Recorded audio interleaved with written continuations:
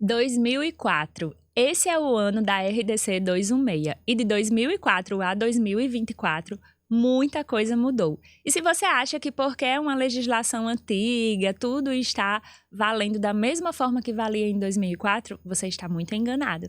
Muita coisa mudou dentro dos restaurantes, dentro dos estabelecimentos de alimentação. E a gente está aqui para mostrar como que a gente se adapta a essas mudanças na legislação da RDC 216 de 2004. Então, se você é consultor de alimentos, se você trabalha aí com food service na área de produção de alimentos, não perde esse papo, que a gente veio aí trazer muitas informações importantes para você a como fazer o seu trabalho rodar em virtude da 216 de 2004, né, da RDC 216, mas executando as atividades de uma forma bem possível. E para isso eu estou aqui com a Juliana Menegazzi. Oi, Ju! Oi, Cá, tudo bem? Vamos discutir sobre isso, muito importante, hein? Vamos sim. Acho que você lembra, né, da época que a RDC foi... Não lembro não, estava finalizando a faculdade ainda. Meio. No meio da faculdade. E de lá para cá, não só o mercado da consultoria de alimentos mudou, mas a forma como a gente trabalha dentro dos estabelecimentos mudou bastante, né? Com certeza, a forma que a gente tem que tratar, né, as soluções, as questões com o nosso cliente mudou, né? Ou seja, a gente tem problemas novos e ainda bem que a gente também tem soluções novas para algumas coisas, né? Que no começo, lá mais para trás, a gente penava, por exemplo, para guardar uma caixa de papelão em algum lugar e não tinha o que fazer ou só tinha um tipo de proteção, e hoje a gente tem opções, tem materiais, tem tecnologia a nosso favor que ajuda muito, mas precisa acompanhar. A gente vê muito consultor reclamando, mas a legislação é a mesma, não mudou nada. Mas, com certeza, se você pensa assim, tem alguma coisa de errado aí na sua consultoria. A legislação é a mesma, mas o trabalho não é o mesmo, né, Ju? Definitivamente. São trabalhos diferentes. E aí eu queria saber, assim, dentro das mudanças que aconteceram lá do início da nossa carreira, relacionadas à RDC 216, e hoje, como que a gente executa certas atividades que talvez nem estivessem previstas lá atrás, porque não existia, por exemplo, em 2004 não existia unha em gel, não existia cílios postiços. Como também não existia lâmpadas de LED. Então, como problemática dos celulares. A questão dos celulares era muito mais difícil você ter celular dentro da produção de alimentos. Então, como é que a gente traz essas questões mais reais, mais atuais, para uma legislação tão antiga? Me diz aí. É difícil, essa pergunta é difícil, mas na prática a gente tem mais noção, né? O importante é a gente atualizar os nossos discursos também, entre aspas, né? O entendimento da legislação adaptado para isso.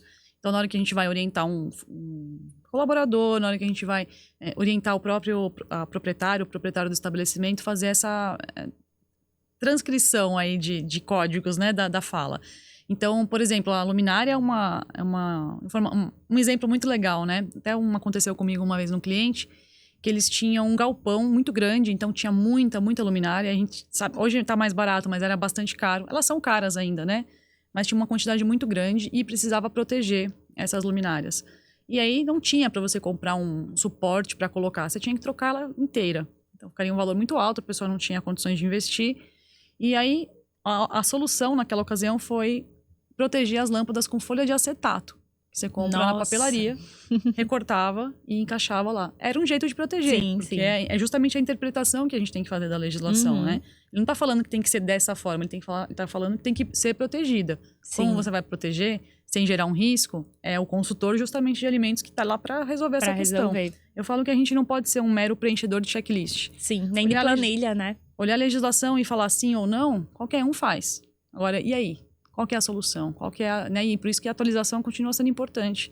O mercado, as feiras, materiais novos de pintura, objetos, utensílios, tudo isso aí vai fazer muita diferença na hora que você for propor a melhoria, né? Perfeito, Ju. É um ponto que a gente vivencia muito, assim, em relação a revestimentos, né? Antes, assim, todos os estabelecimentos entendiam que, só pode ter revestimento de cerâmica. Se eu for produzir numa cozinha, essa cozinha tem que ser revestida com cerâmica. E hoje não. Hoje a gente sabe que eu posso chegar no restaurante, na cozinha de um restaurante, e posso revestir ela com uma pintura de tinta epóxi. Porque a pintura de tinta epóxi é lisa, lavável e impermeável, assim como define a legislação que deve ser. Então, eu acredito que ter o entendimento de como que essa legislação se aplica a cada realidade é fundamental para propor essas alternativas. E eu só conheço a tinta epóxi se eu for para uma feira, se eu entender sobre materiais que podem ser utilizados dentro de cozinha. Então, a gente acaba tendo que também conhecer melhor essas estruturas, né? Sim. E tem coisas que antes a gente chegava e falava, tem que quebrar. Hoje, às vezes, é só revestir. É. Né? Então, a pessoa não tem condições de investir em prateleiras de inox, mas tem outras opções mais baratas. Você pode usar até a mesma, revestir com fórmica adequadamente aquilo, mantendo uma condição ok, né? Então, é preciso conhecer equipamentos, é preciso conhecer material. Dependendo do momento que você pega esse cliente, às vezes pega ele na planta. Você vai ajudar do zero. Tipo de ralo, o que é um ralo sifonado? O que é? Só abre ferro? Então, você tem que entender. Sim, entender a diferença. Senão, você acaba falando bobagem. Caixa de gordura, qual é o melhor tipo de caixa de gordura, posição e tudo mais. E antes, quando a RDC foi lançada, não tinha tantas opções, né? Era só assim, a caixa de gordura tem que ser revestida e na área externa da produção, certo? Mas hoje, o que é que a gente tem de opção no mercado e como que elas podem tá dentro do estabelecimento? Eu falo de cozinha comercial, principalmente, né? De restaurante, de lanchonete. Sim, a interpretação é muito importante, né? Esse entendimento e esse desdobramento da solução que você tem que ter cada uma para um lugar. A gente sabe que as coisas não acontecem da mesma forma em todos os clientes. Então, já fui em uma feira de revestimento, é suficiente? Não. Mês que vem tem outra, tem equipamento novo. O cliente vai chegar para você e falar, olha, tem esse layout aqui, eu preciso de milagre. Se você não conhece os equipamentos certos, você não vai conseguir resolver aquele problema. É verdade. Né? Você vai precisar de um forno mais potente, talvez um combinado, que é muito caro, mas vai te eliminar 4, 5 equipamentos daquela área. Então, são etapas importantes, né? E tem equipamentos também que ajudam a manter, por exemplo, cadeia quente. De acordo com o tanto de espaço que a gente tenha disponível ali no estabelecimento, a gente pode utilizar um pass-through, que é um equipamento que economiza muito espaço, mas que mantém o controle da temperatura, exatamente, do alimento pronto, né? Principalmente para buffet e self-service, acaba funcionando muito. E aí, às vezes, na RDC, ele não indica um equipamento específico, ele não indica qual é o tipo de equipamento que você pode utilizar, mas ele diz que você tem que manter aquele alimento na temperatura tal. Então, como que eu vou fazer para fazer essa manutenção de temperatura? E aí, a gente vai pensar em todos os recursos disponíveis a nível de equipamento. Outro ponto também que eu observo é que as cozinhas estão cada vez menores. Antes a gente tinha um espaço maior e hoje a gente tem cozinhas muito reduzidas porque os clientes estão focando em salões maiores. Precisa vender. Preciso de cadeira e mesa aqui para o pessoal sentar e comer. Então, como é que a gente vai fazer? Qual é o recurso tecnológico que a gente vai usar dentro dessa cozinha que esteja adequado, de acordo com as perspectivas da RDC 216, mas que também seja muito funcional? E ainda que vá de acordo com o que o cliente pode investir. Também, porque o cliente não está disponível tão assim financeiramente. 3 fornos combinados. Ah, que sonho. Então, é justamente a habilidade do consultor, de ter a expertise, né, a experiência que você vai acumulando, coisas que você vê no cliente e aplica no outro. Sempre mantendo muita ética também, né, sobre informações que são trocadas, né, dependendo. Mas a gente volta naquele ponto, né, Ká? O quanto você sabe do que você está propondo, do que você está fazendo. Porque ainda bem que a legislação não fala, use esse material, senão a nossa profissão ia ficar comprometida. A gente ia falar o quê? A solução deixa comigo, é isso que eu gosto de fazer, né?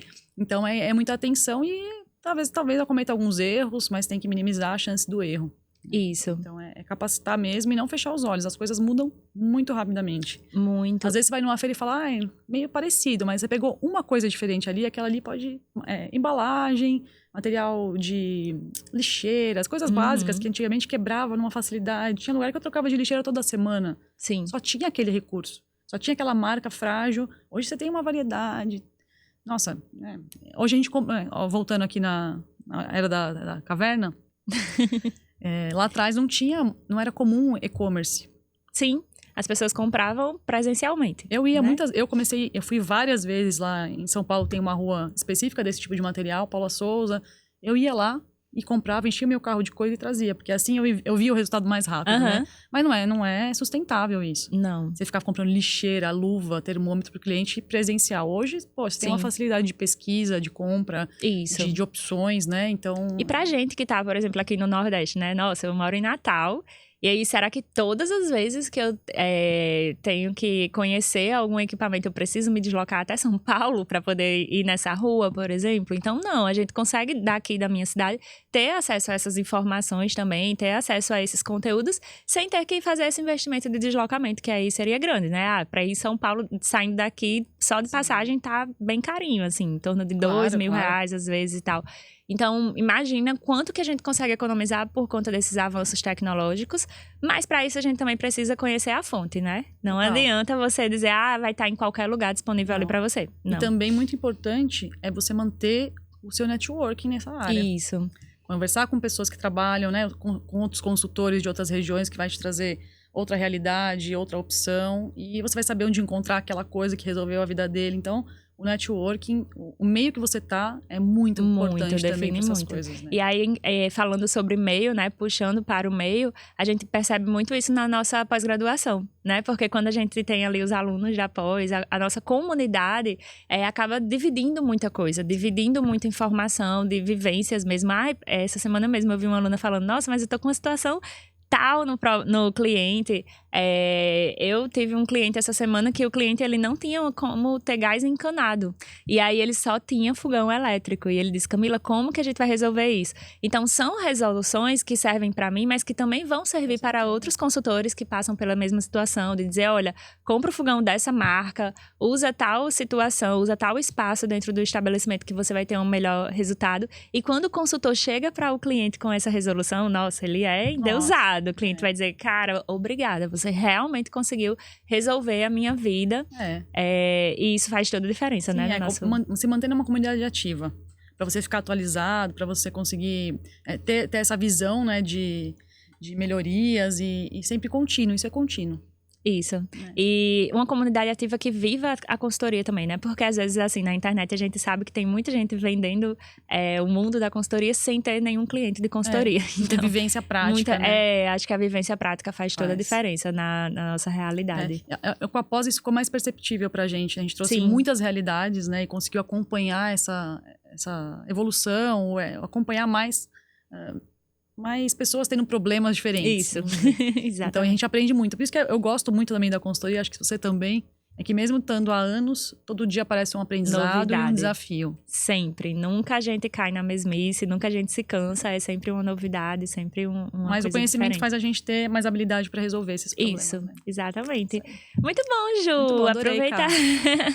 Vamos aproveitar para convidar o pessoal para conhecer a pós, né? Com certeza. Uma pós aí diferenciada. A primeira e única exclusiva no tema. A gente tem bastante orgulho, né, Carla? Isso foi pensado a 4 cabeças e a 8 mãos para a gente colocar à disposição. E o mais legal é o retorno da galera que está se formando, que, né, só tem elogios e percebe a diferença na sua vida, tem uma transformação realmente na carreira.